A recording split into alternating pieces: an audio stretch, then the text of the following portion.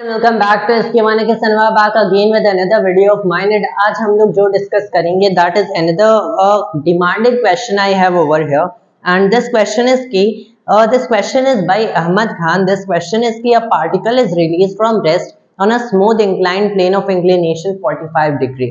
It takes t time to reach bottom of incline. If this incline is made rough, then time becomes nt. Find the value of friction coefficient. तब यहाँ पे इस question में कुछ ऐसा situation है that you basically have an inclined plane. First of all आपके पास एक इंक्लाइंड प्लेन है एंड यहाँ पे इस इंक्लाइंड प्लेन में क्या हो रहा है कि this angle of inclination is 45 degrees. अब यहाँ पे एंगल ऑफ इंक्लिनेशन 45 डिग्री बताया गया है।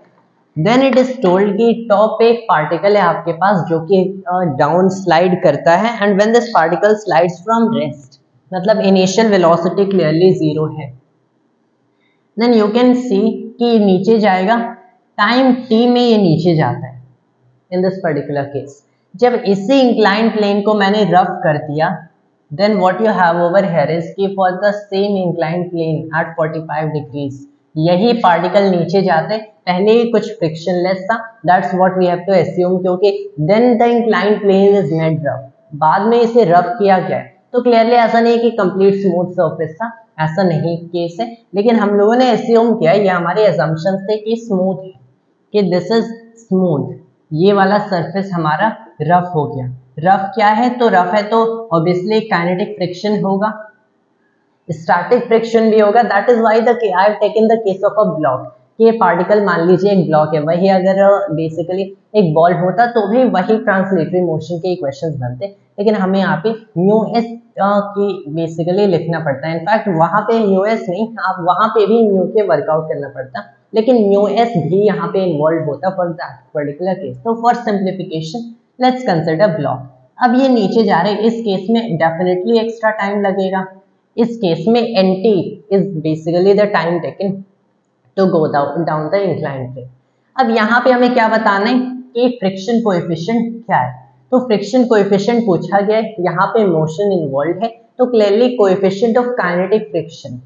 अब यहाँ पे कोएफिशिएंट ऑफ काइनेटिक फ्रिक्शन है, so what we basically do is कि ये पार्टिकल जब नीचे स्लाइड करेगा तो पहले केस में नीचे इस पे फोर्स क्या है mg/√2 है, तो नीचे फोर्स mg/√2 है, इससे m कैंसिल कर दो।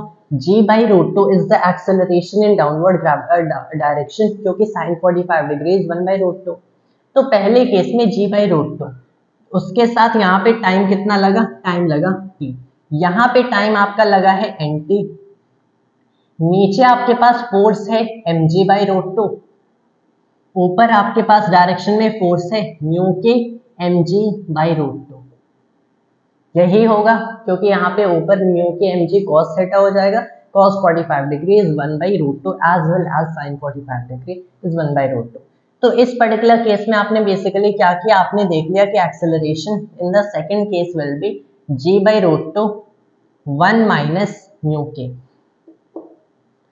अब यहाँ पे सिर्फ इक्वल डिस्टेंस ट्रैवल कर रहा है दोनों सिचुएशंस में, लेकिन टाइम अलग अलग लग रहा है क्योंकि नीचे का एक्सेलरेशन अलग अलग है, तो इक्वल डिस्टेंस ट्रैवल कर रहे हैं। सेकंड इक्वेशन ऑफ मोशन से बस दोनों को इक्वेट करना है, दोनों डिस्टेंसेस को।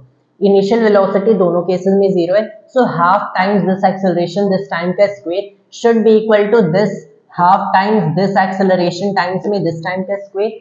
Second law equation of motion से और कांस्टेंट एक्सेलरेशन हो रहा है, हाफ हाफ कैंसिल हो गया, सीधे यही करते हैं कि g/√2 टाइम्स t का square should be equal to क्या, should be equal to g/√2 1 minus mu के n स्क्वायर t स्क्वायर। तो यहाँ पे हमारे पास कुछ ऐसे ही क्वेश्चन बन गया and everything now goes just so easy, सब कुछ बस बहुत ही इजी हो गया। बस हमें क्या करना है, g/√2 कैंसिल करना है, t स्क्वायर कैंसिल करना है। आपको पता चला कि 1 minus mu k should be equal to 1/n का स्क्वायर, मतलब mu k should be equal to 1 minus 1/n का square. Mu k is basically what, n square minus 1/n square. ये हमारे कोएफिशिएंट ऑफ काइनेटिक फ्रिक्शन आ गए, जिसके लिए कुछ ऐसे सिचुएशन पॉसिबल होगी for this particular particle which is moving down the inclined plane. तो बेसिकली बहुत सिंपल सिचुएशन था, बस आपको इतना ही करना है। That was a really simple question, I wouldn't even call it JEE, मतलब बेसिक नीट लेवल का या फिर उसमें भी बेसिक सा क्वेश्चन था। That was all for today and today's video, and thanks to all of us.